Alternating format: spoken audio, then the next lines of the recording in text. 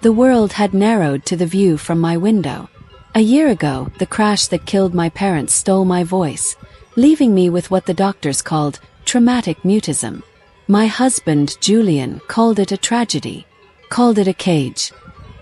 He'd wheel me onto the veranda of my family's estate, the sprawling Vance Manor that now felt like a museum of a life I'd lost. "The fresh air will do you good, my love," he'd say, his voice a practiced bomb. But his eyes, the color of a winter sky, would scan the property with a calculation that chilled me more than any breeze. He saw lawns and legacy. I saw a gilded prison, and I was its silent, broken curator. Julian had been my anchor after the storm. A handsome, ambitious architect, he'd stepped in to manage the overwhelming estate affairs. Then came Natalie, his cousin, a sharp-faced woman with a smile that never reached her eyes. "I'm here to help, darling," she'd coo, her grip firm on my wheelchair. They moved in, a seamless, efficient unit. My needs were met, my pills administered, my solitude enforced. My attempts to write notes were met with patronizing smiles. "Don't strain yourself, Ilara," Julian would say, tucking the paper away. My silence was their convenience. My voice was the only thing they couldn't control. The humiliation was a constant, low-grade fever. At dinner, they'd speak over me. "The solicitor is coming tomorrow to discuss the competency hearing," Julian mentioned casually one evening. Natalie patted my hand. "It's just a formality, dear, to make things easier for you." The word competency hung in the air, a poisonous cloud. They were going to have me declared mentally unfit, to strip me of my own name, my parents' legacy. That night, in the deep silence, a new emotion sparked beside the grief. A cold, sharp sliver of defiance. They thought I was broken. They were wrong. A memory, sharp and painful, surfaced. The crash. The squeal of tires. Not an accident. Violent swerve. And in the split second before impact, a flash of blonde in the rearview mirror. Ponytail swinging. Just like Natalie's. The thought was so monstrous I tried to dismiss it. But it rooted, a seed of dread in the fertile soil of my isolation. Coincidence? My instincts, long suppressed, screamed otherwise. I looked at the kind-faced man who brought me tea and the woman who brushed my hair, and for the first time, I saw them not as caretakers, but as jailers. My old music room became my sanctuary. They never bothered me there, dismissing the grand piano as a relic of a dead girl. One afternoon, leaning against the cold grate of the air vent, I heard them. Their voices, distorted but clear, floated up from Julian's study directly below. "Trust is almost ours," Natalie said. 60 days. "I can't stand playing nursemaid in this mausoleum much longer." Julian's reply was a low murmur. "Patience. The hearing is the final step. Then we sell this place and never look back." I sat frozen. The seed of dread bloomed into a terrifying, venomous flower. It was all real. I became a ghost in my own home, but now a purposeful one. My silence was no longer a prison. It was my camouflage. I observed their routines, their secret glances, the way Natalie's hand would linger on Julian's arm when they thought I wasn't looking. It wasn't cousinly affection. It was possession. I found an old tablet, forgotten in a desk drawer, and discovered it could still connect to my family's secure private cloud. A digital lifeline they didn't know existed. With trembling fingers, I began to type. The first search. My parents' last will and testament. The will was clear. The Vance estate, every asset, was held in a protected trust for me. Julian could access nothing without a court declaring me incompetent. This legal hurdle was the only thing standing between them and a fortune. It explained their urgency. The accident suddenly made horrifying sense. My parents were the target. I was just an unexpected complication they were now methodically erasing. The grief was a physical pain, but beneath it, a cold, focused rage began to burn. They hadn't just killed my parents. They were pissing on their graves. My revenge needed a weapon. The air vent was one. The tablet was another. But I needed proof. I remembered a tiny, discreet spy camera a tech-savvy friend had given me as a joke years ago.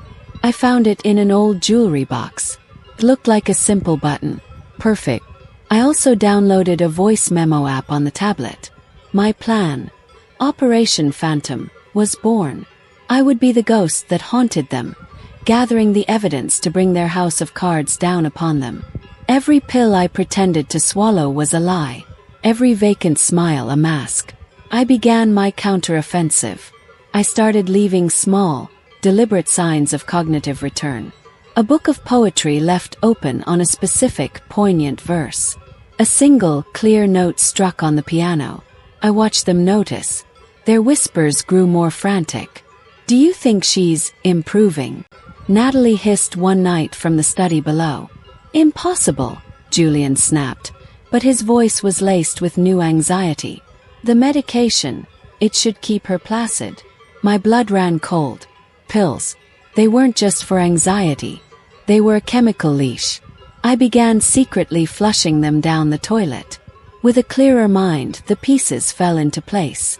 I used the tablet to access Julian's emails. His password was our wedding date, a bitter irony.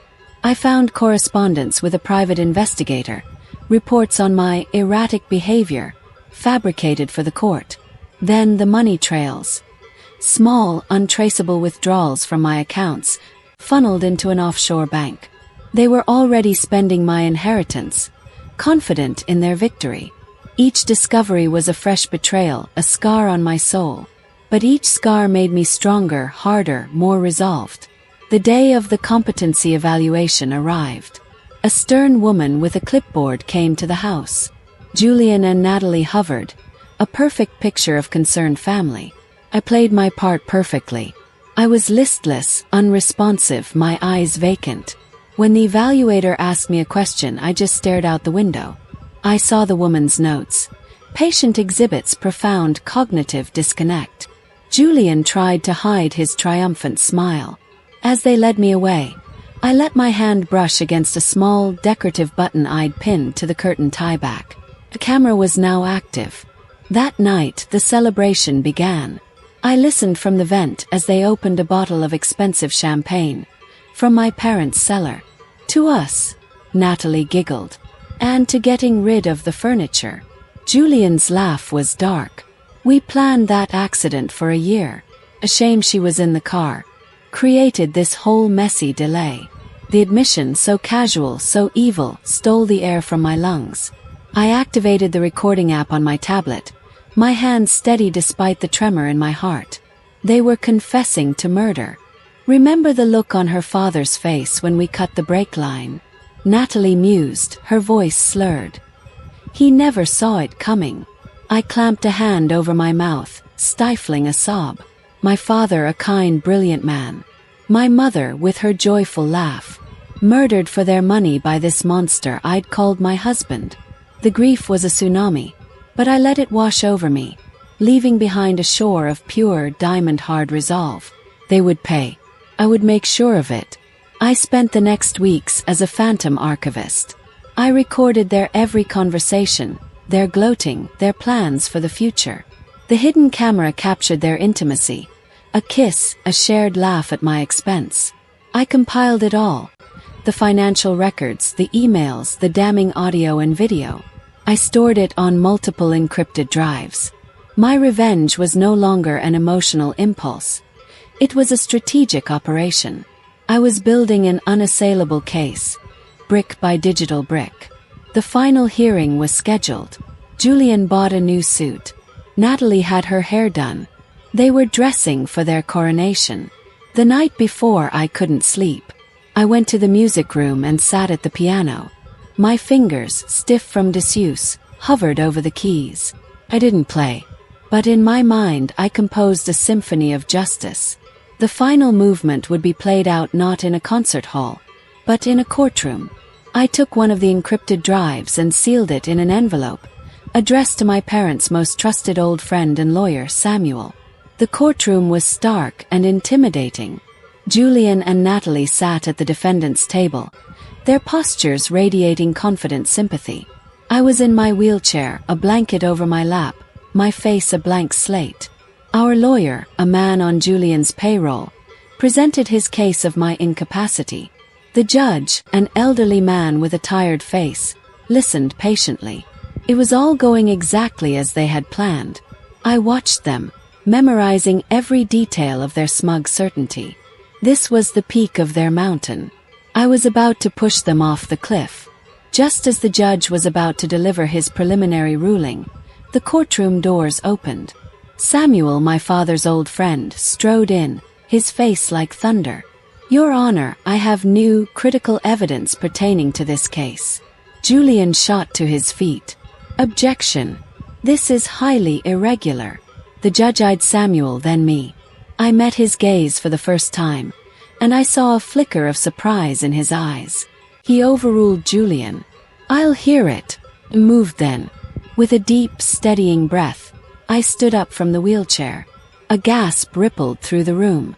I walked slowly but surely to the bench. I placed the USB drive and a single handwritten note in front of the judge.